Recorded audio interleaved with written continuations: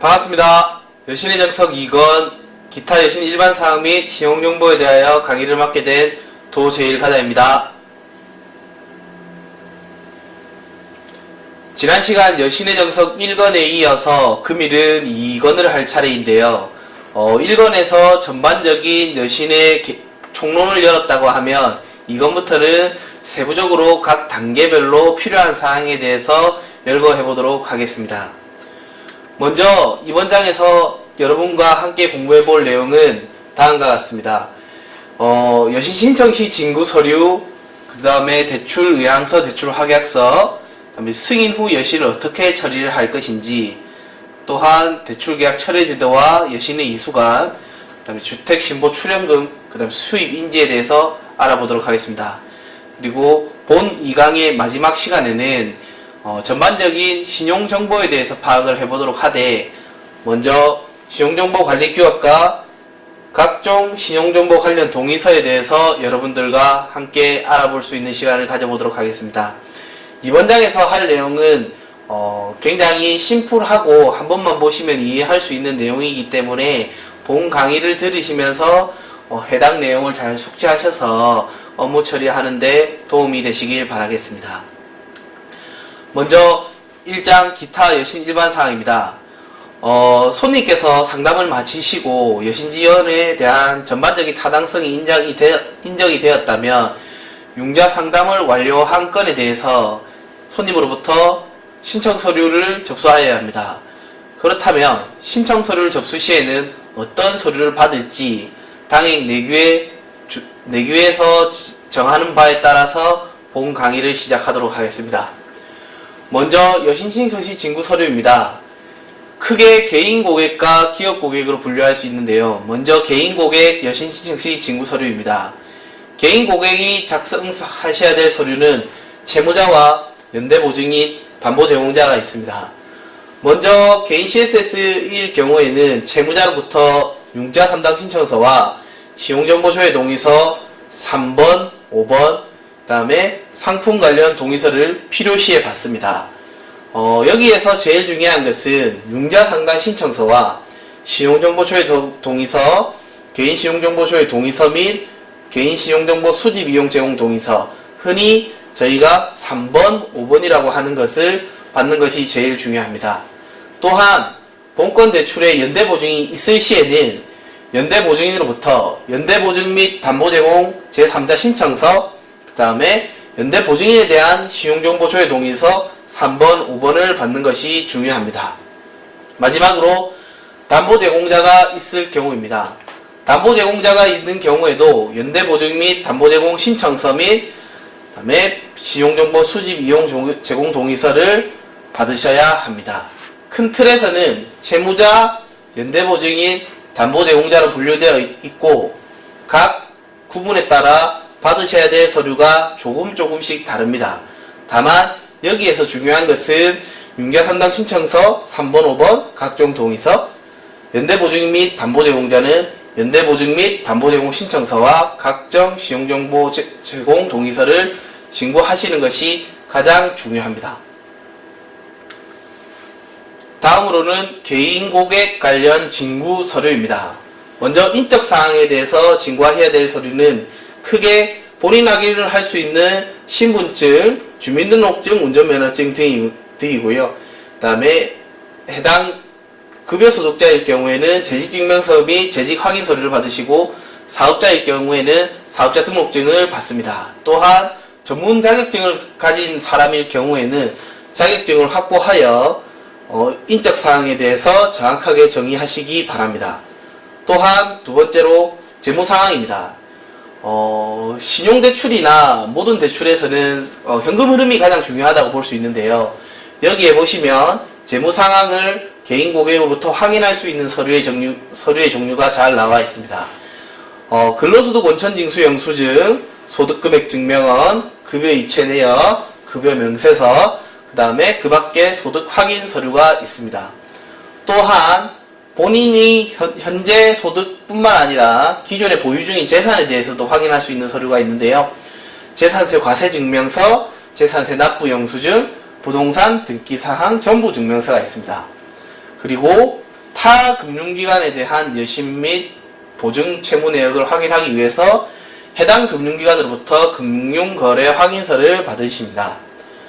또한 부동산 담보입니다. 부동산 담보는 해당 부동산의 전반적인 내용에 대한 등기사항 전부증명서와 임대차가 있을 시에는 임대차 계약서를 징구하십니다. 상기 징구 서류를 받음으로써 우측에 있는 확인 내용을 하시되 본 서류의 징구 대상은 다음과 같습니다. 인적 사항은 채무자, 연대보증인, 담보제공자, 그 다음에 또 밑에 있는 재직 확인 서류는 채무자, 연대보증인에 대해서 받습니다. 재무사항에 대해서는 채무자 및 연대보증인에 대해 받습니다.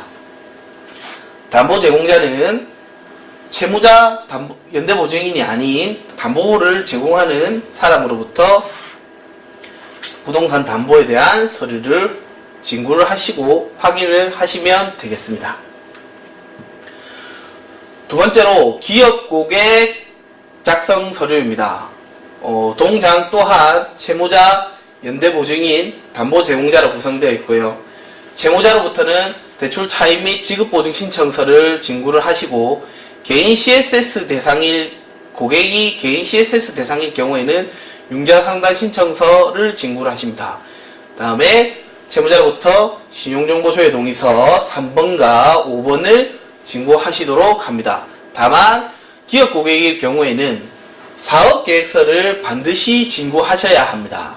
기본적으로는 사업계획서를 여신 신청 시에 징구를 하시게 되어 있습니다. 다만 뒷장에서 업무를 편의를 위하여 사업계획서 징구를 생략할 수 있는 경우가 있으니 순차적으로 보시면서 뒤에서 알려드리도록 하겠습니다. 채무자에 대한 서류를 받으시고 연대보증인에 대한 서류는 다음과 같습니다. 연대보증인과 담보제공자는 앞장에서 말씀드린 개인 고객의 연대보증인과 담보제공자에 대하여 받는 서류와 기업 고객 작성 서류의 연대보증인, 담보제공자의 서류는 동일합니다. 연대보증 및 담보제공 신청서, 신용정보조회 동의서 3번, 5번, 또한 연대보증인, 담보제공 신청서, 신용정보 수집제공 동의서를 징구를 하시도록 합니다. 또한 기업 고객으로부터 징구 서류는 다음과 같습니다. 채무자가 기업이라는 대전제가 있기 때문에 사업자 등록증을 받으시고 법인의 경우를 가정하여 법인의 등기사항 전부증명서와 법인의 인감증명서를 징구를 하십니다. 또한 법인의 이사의 의사록 사본을 징구하여 본 여신 신청이 적법한 절차를 거쳐 신청이 되었다는 것을 확인하셔야 됩니다. 또한 정관 또는 조합 규약을 확인하여 이사의 실체를 정의를 하시고요. 그 다음에 납세 완납 증명서를 국세 및 지방세 각각 한 부씩 징구하여 현재 기준으로 체납 내역이 없는 것을 확인하셔야 됩니다.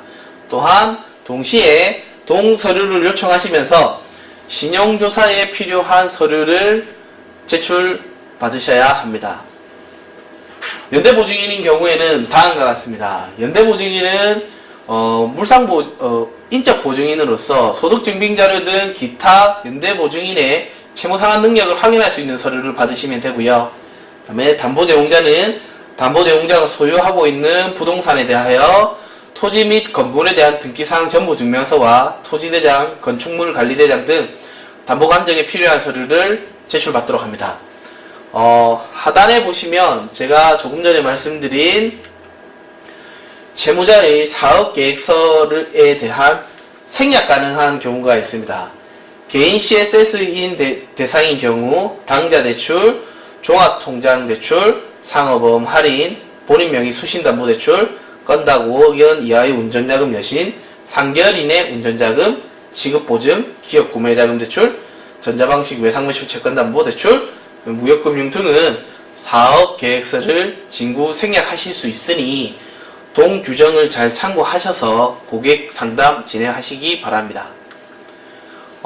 납세완납 증명서에 대해 말씀을 드렸는데 납세완납 증명서는 납세한 증명서상의 징수유예 또는 체납처분 등 유예 내역을 확인을 잘 하셔야 됩니다. 다만 징수유예 또는 체납처분의 유예 내역이 존재하는 경우에는 조세채권의 법정기한과 당행 근저당 건과 우선순위를 정하셔야 합니다.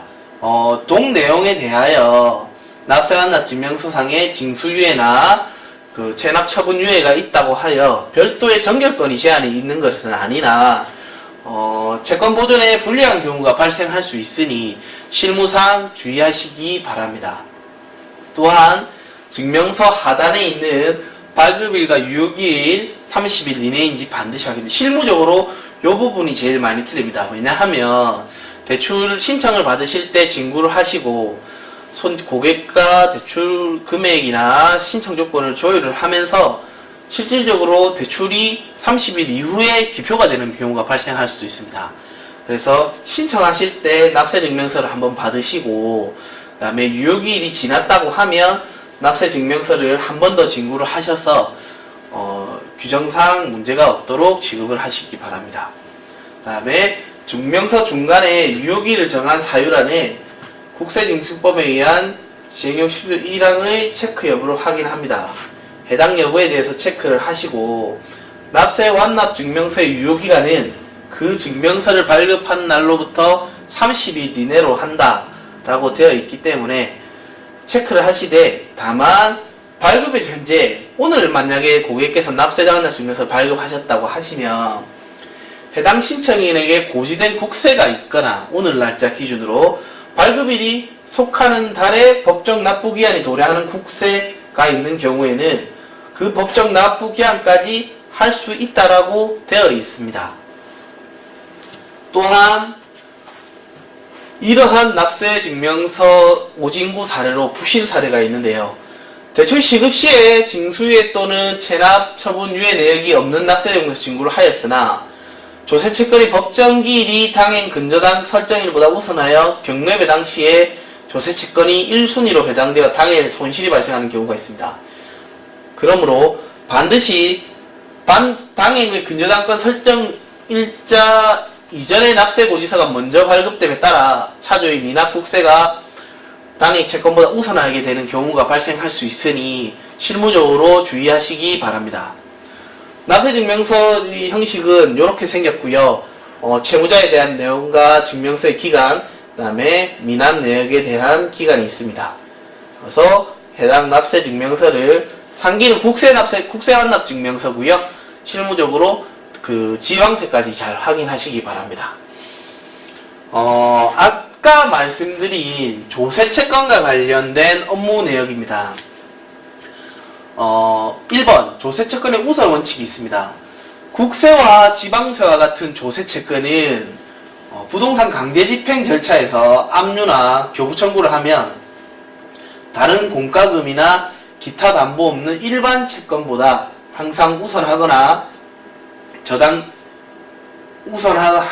저당권, 질권 등에 의해 담보되는 피담보 채권과의 관계에서는 국세나 지방세의 법정기일과 저당권, 전세권, 질권 등의 설정일을 비교하여 우선순위가 바뀝니다.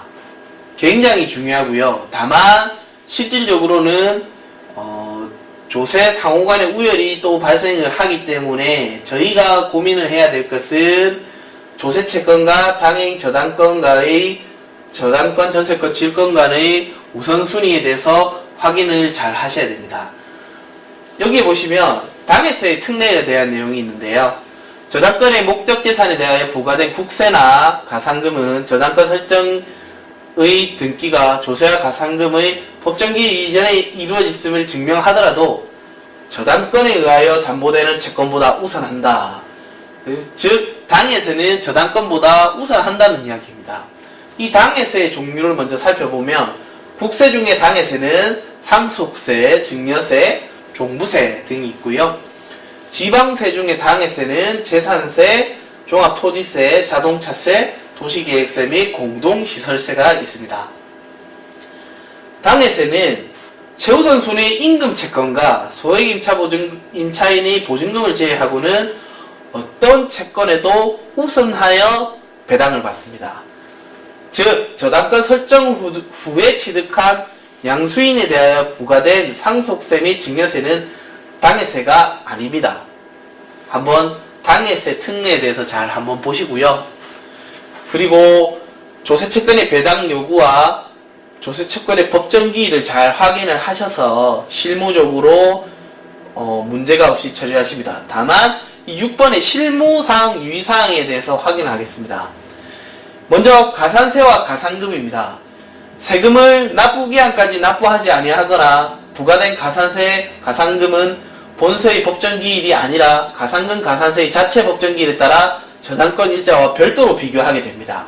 또한 1991년 12월 14일부터 95년 12월 31일 사이에 저당권을 설정한 경우에는 지방세는 당해세에 해당되지 않습니다.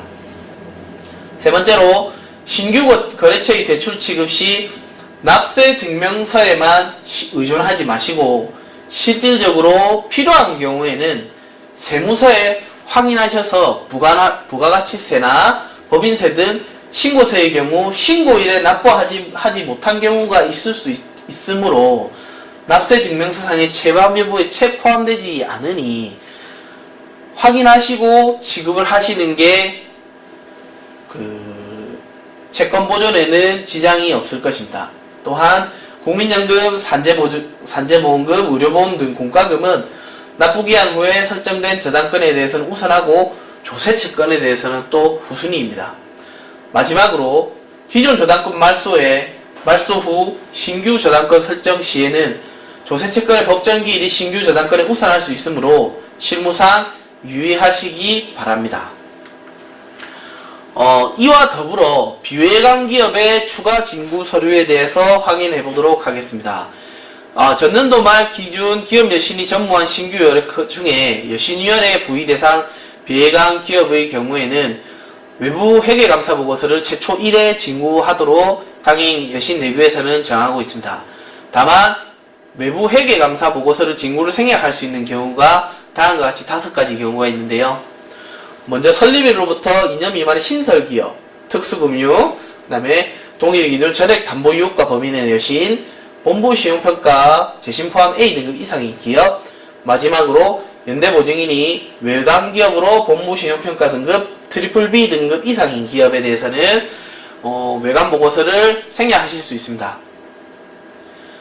외부 회계감사는 여신계획부에서 별도로 진행을 하며 비용은 1000만원 이하인 경우에는 당행에서 비용을 부담하나 1000만원을 초과하는 경우에는 초과 금액에 대해서 채무자와 당행이 각각 50%를 부담합니다. 상기와 같이 비외곽기업에 대하여 추가적으로 서류를 징구하는 경우에는 외곽과 비외곽 기업의 차이점을 조금 이해를 하실 필요가 있는데요. 기본적으로 모든 기업은 재무제표를 작성을 합니다.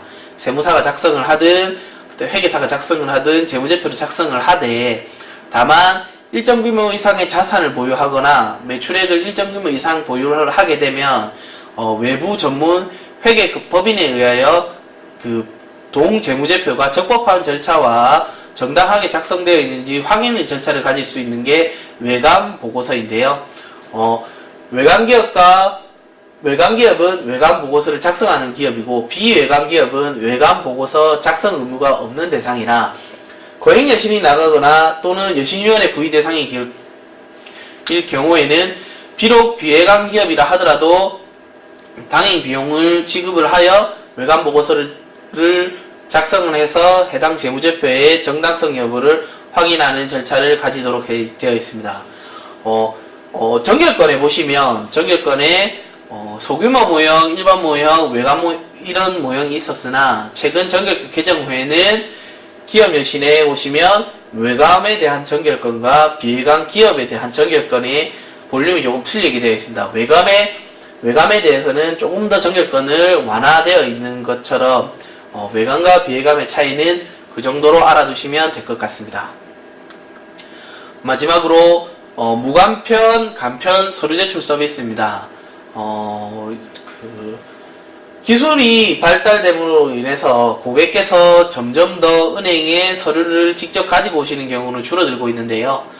다음의 경우에는 핀테크, 스크래핑 서비스 기술을 이용을 해서 비대면 방식으로 고객의 동의하에 대출 관련 필요 재료 서류를 제출받을 수 있는 서비스인데요. 우선 업무 절차는 고객의 체류 서류 및 서류 제출 서비스 접속을 안내를 은행에서 하시고, 고객께서는 당해 홈페이지나 모바일에서 무간편, 간편 서류 제출 서비스에 접속을 하셔서 제출 서류를 선택 및 제출에 대한 정보 제공을 동의를 하십니다. 이렇게 고객이 동의를 끝내시고 나시면 은행에는 제출 서류 확인 및 어프 후에 활용을 하실 수 있으시고요. 무간편, 간편 서류 제출 서비스에 대한 세부적인 내용은 리테일 금융부에서 2018년 1월 15일과 2018년 4월 26일 날 작성한 부실점 문서를 확인하셔서 실질적으로 업무에서 활용을 하시는 게 좋을 것 같습니다. 간편 서류 시 제출 가능한 서류의 목록은 개인은 건보료 관련 서류, 가족관계증명서, 소득금액증명원 등 총 11개 종류의 서류가 있고요. 개인 사업자는 사업자 등록증, 납세 증명서, 종소세 납부 신고 내역, 표준 재무제표 등 30가지 종류가 있습니다. 또한 법인의 경우에는 사업자 등록 증명원, 표준 재무제표 증명원, 법인세 신고 내역, 과세표준 신고서 등 총 33종 종류의 서류를 간편, 무방문 서비스를 이용하여 당행에 제출하실 수 있습니다. 마지막으로 대출 의향서와 대출 확약서입니다. 융자 상담 후에 영업점에서 필요하다고 인정되는 경우에는 영업점장 명의로 대출 의향서나 대출 확약서를 발급을 하실 수 있습니다. 다만 해당 예신 정액권자의 승인을 받은 후에 발급을 하시는 게 옳습니다. 대출 의향서와 대출 확약서의 차이는 다음과 같습니다. 의향서는 발급 시에는 본부심사역 협의회 승인을 득하여 발급을 하시되, 이 경우에 본부심사역 협의회는 심사소관 본부장의 결재를 반드시 득하여야 합니다. 또한 대출 의향서를 발급하는 경우에는 정해진 양식을 사용을 하시되 영업점 사항에 맞게 내용을 변경하여 사용할 수 있습니다. 다만 의향서의 내용은 해당 예시의 정결까지 최종 승인을 받을 경우를 전제한다는 문구와 유효기일을 반드시 포함하여야 합니다. 대출 의향서의 양식은 다음과 같고요. 여기 보시면 주식회사 누구누구 기하에 대한 대출의 내용을 확인합니다. 다만 유효기간은 발급일로부터 3개월이며 본 대출 의향서는 해당 사업에 의하여 한정하여 발급된 것이며 용도 이외에는 목적으로 사용할 수 없습니다. 또한 본건 대출의 예신정결권자의 최종 불승인 시에는 대출이 불가능할 수도 있다는 것을 확인하셔야 합니다. 다음은 대출 확약서입니다. 대출 신청인이 특별히 요청하는 경우에는 이행 조건과 유효기를 기재한 대출 확약서를 발급하실 수 있습니다. 대출 확약서는 여신 정결권자의 최종 승인을 득하고 나서 네오비스 대출 확약서 발급 관리 화면을 통해서 발급을 하시되, 대출 확약서의 발급 화면은 네오비스 763이 화면이고, 승인 번호를 넣으시면 전반적인 대출 승인 내역과 대출의 조건에 대한 내용이 모두 다 물려 나오게 되어 있습니다. 그래서 대출 의향서와 대출 확약서의 차이를 잘 이해를 하시면 될 것 같습니다. 먼저 첫 시간은 이것으로 마치고 다음 시간에 다시 뵙도록 하겠습니다. 수고하셨습니다.